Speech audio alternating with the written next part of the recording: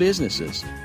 Lucy is able to stay ahead of her competitors. So we're back on the Business Zone with Krista and Gilbert Buchanan, your small business paramedic. And we had a very interesting segment earlier, and now we're going to have another interesting segment. Crystal, who do we have in the studio? We have Miss Layla Christie, and she is like a PR branding guru.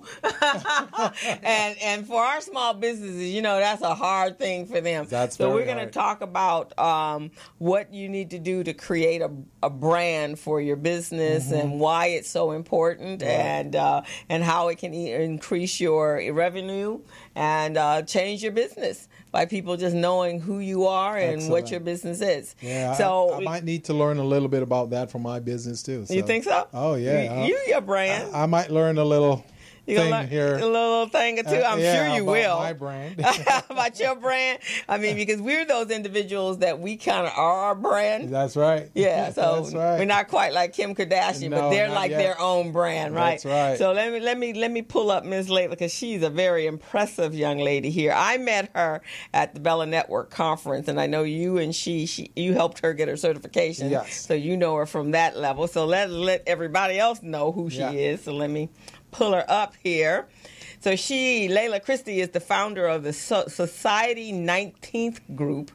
And I definitely want to know why we named it, how that name came about. And she is known to many as a product developer, brand strategist, seasoned digital influencer, media group publisher, fashion designer, and master event planner professional with more than 12 years experience in developing and staging brand campaigns, talent placement, and special events. Her career is multi-dimensional from independent publicist to marketing account exec to fashion designer. Layla is recognized for her out-of-the-box marketing campaigns, event presentations, and creative concepts. So welcome to the Business Zone. Glad to have you. Welcome to the Business Zone, Miss Layla Christie. Yeah, so tell us a little bit more than this paper, because this is a lot. You've done a lot of stuff in your career. I actually got started in the business of fashion as far as FIDM, the Fashion Institute of Design and Merchandising. And when I chose a career, I actually was supposed to be to be a doctor, actually. Oh, okay. And my grandfather was telling me when I was little, he was like, you need to be a doctor, you need to be a doctor. And I was like, I'm going to be a doctor, I'm going to be a doctor. And then for some strange reason, I used to watch my grandmothers. They sewed. They had these Singer sewing machines. And then I would, dibble here and there as far as like knitting and sewing. And then my girlfriend told me about FIDM, the Fashion Institute. And then I was like, oh, I could be creative. So I had a choice at FIDM to either be a fashion designer or merchandising, and they kept pushing merchandising on me, and I kept saying, I want to be a designer, I want to create. So where I'm at right now in my life, it started when I was 19, and I was creating as far as fashion brands for companies here in Los Angeles, California. So I work for quite a few people.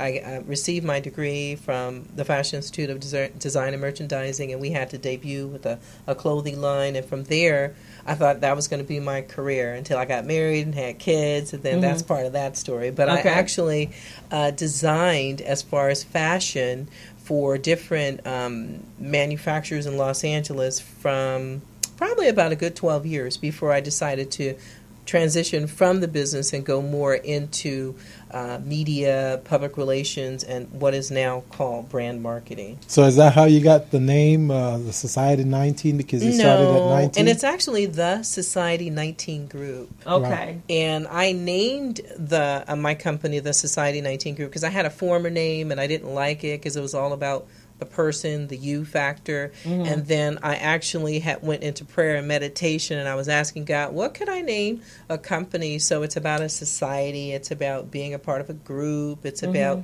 my favorite number. And wherever I go, the number 19 pops up. You said something about the 19th today. And then I got a number 19 everywhere. So that's like a number that I never thought it was my number until my parking space was number 19. Oh, wow. My son One of my sons was born on the 19th. I connected with this person that is one of my good friends on the 19th. It's just a lot of 19s coming up. Okay. So if a person Googles the number 19, it has a lot, and it's associated with God. Oh, okay. With the number 1 and the number 9, and you put it together. And then there was an amazing woman that she had a column as far as NOI, Nation of Islam, Sister Tainetta Muhammad. And she had the number 19. So I was just like, as I read, because I read anything from Deepak Chopra to Oprah to whomever, I thought it was important for me to understand what the number 19 was before I name, the company, which is about creating brands and social media, and then publicity is just, another level and stuff like that. So that's how it evolved, and this is where we're at. That's now. fantastic. That's an excellent story. Yeah, you put some. I never knew really that before. Yeah, I put a lot into it, so I didn't just name it, but now I've been saying, the number more. So I would tell people, Google the number 19, find out what it means, and you'll understand why I named, why I named it what I named it. Fantastic. It's so unique.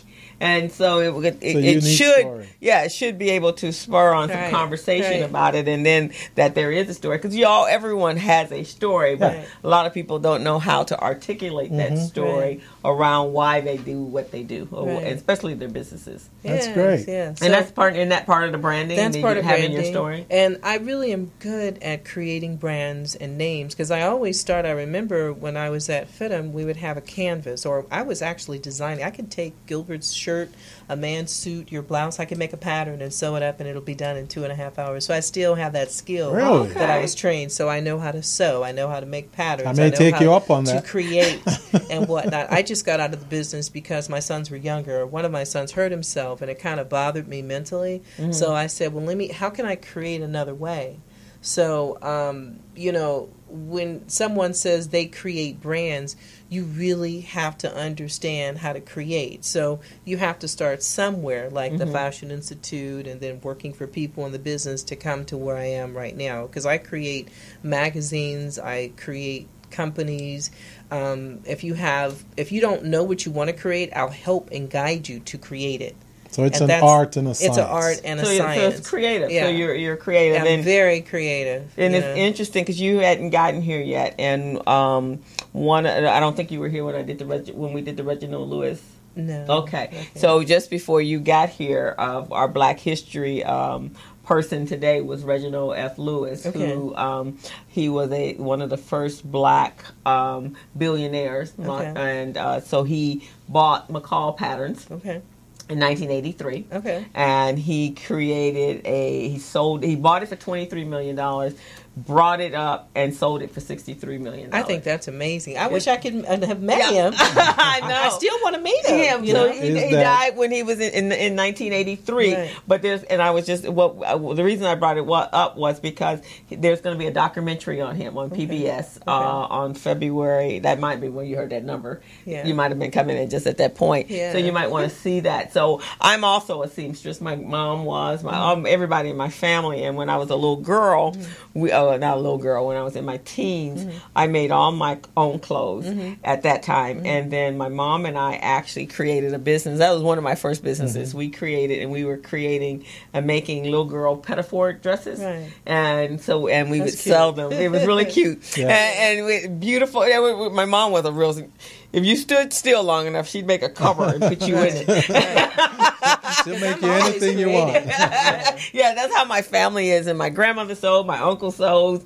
And then I found out, and I think I told you this, and I mentioned to somebody, I found out from my uncle, we were talking about our DNA and our ancestors, and I was, everybody in the family is some sort of seamstress or something, or tailor. So my uncle told me that my grandfather's brother actually was a tailor for the mafia in Chicago. It was Al Capone. And I was like, Okay, but he had learned to sew, I guess, when he was whatever plantation his people came from. And so it's actually maybe one of those genetic career or skill sets and talent. But it is when you're creating, when you're sewing, you get very creative. You do. And my mom made her own patterns. I didn't get that far, but she did all that stuff. But let me distinguish the difference between what a fashion designer is and a seamstress.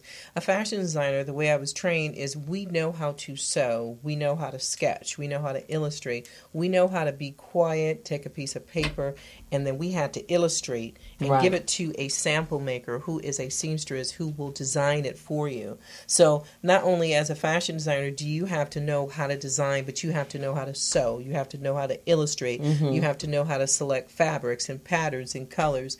And you're designing. And one thing I can say is some of the companies I work with, I remember I was hired by a South African company. I was working to design LA Galaxy soccer uniforms. So I created all these designs and things like that. I was a young girl. Fantastic. Yeah, so I mean, and I freelanced and I worked for quite a few companies, and people don't know that I actually was behind the scenes doing quite a few things in relationship to men's wear, women's wear, catalog, most of the people that bought from catalogs, and now you can go online.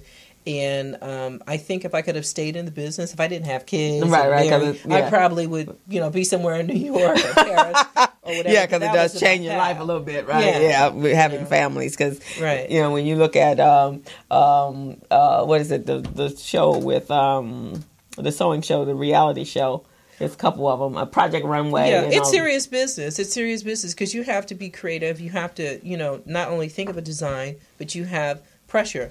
And I think that's the part that, because I got married at 22 years old, I had my first child at 25, and I got in the business at 19. Yeah. So, and then there you go, the number 19 again. So it's one of those situations where I had to really select, is it going to be the family or the kids? I chose the kids and the husband at that time, when I was, of course, with the husband and the kids and stuff like that. And do I regret the decision? No. I mean, at first I was like, it's about the money, but when you have kids, it's not about the money, it's about the family. Right. So, there are sacrifices that have to be made in order to do what you need to do. But now I'm at that stage now that if someone came to me with the right opportunity, I would definitely design for them, because my sons are in college and I'm free. I could do whatever I want. Oh, okay. So now, this could be your second. Go back to what your passion was. Yes. So then you moved over into the digital world. I did. As a matter of fact, the transition went from fashion design. I had a colleague that worked for Aaron Spelling, and she said, Leela, why don't you start getting in the entertainment business? I said, well, I don't know how to write and all that. I know how to write, but I was more into creating, designing, illustrating, sewing. And so then I said, okay, I can do that. So if someone shares something with me and I'm interested, I was like, okay, I could do it. So I got a job first at KCET, and then from KCET, I was working in membership, and I was like, I really am not feeling this. And a door opened for me to work at Fox Studios. So I used to arrive at the studios, 20th Century Fox Studios Home Entertainment, early, and I watched this gentleman from London who became a VP, and he said he never received a degree. And I said, well, how did you get in a VP position? And he says, because I get up early and I study. And he was from London, and he spoke very well, and he ran a portion of home entertainment with the president. I think her name was Pat. I forgot her last name. But I just studied and analyzed everything, and I was on the computer. I learned how to type, do all those different things at the time, and I learned about what is called IMDb now. And then I was like, you know what? I joined Women in Film. I said, you know what? I want to be a president. So I remember coming to this guy that I work with, and I said, well, I want to move up in my position because I don't want to do this anymore. I want to go to the next level. And I wanted to go to the lot at Fox Studios, and I wasn't able to do that because I think that certain people wanted you to be a certain way. Right. And I'm the type of person, you can't put me in a box. Okay. And if a person knows that you're if you come from the fashion world, you're going to create until the day you die, regardless of whether it's fashion, computers. So that transition led into the world of me understanding Fox Studios, understanding TV film, music, joining organizations that were tied into women, and that's when I made the choice. I want to do public relations and branding. So the person I was married to at that time, he had a book that came out, and I was like, I want to see if I can, get somebody to, talk about your book. So I got him a book deal. I got him on featured in the New York Post and the Wave and all these different magazines, and I was like, I could do this. Oh, so wow. then I got out there and I said, I'm a publicist. I'm going to do PR and marketing. And I would create media kits for them, the people that I represented, and that's how I got in the business. Okay. So I went from Fox to transitioning to figure out, do I want to do costume design or do I want to do PR? And then from PR, I remember all the technology I learned between Fashion CAD and then watching these graphic guys at the studios. Instead of me going to lunch, I would go watch them. And I said, I'm going to get me a Mac. I'm going to learn Adobe Photoshop and Illustrator and wow. Self-taught in a sense. And then I had a mentor. He died. His name was Zachary Collins, and he was like, you could do whatever you want to do. And he was just helping me to understand more about technology.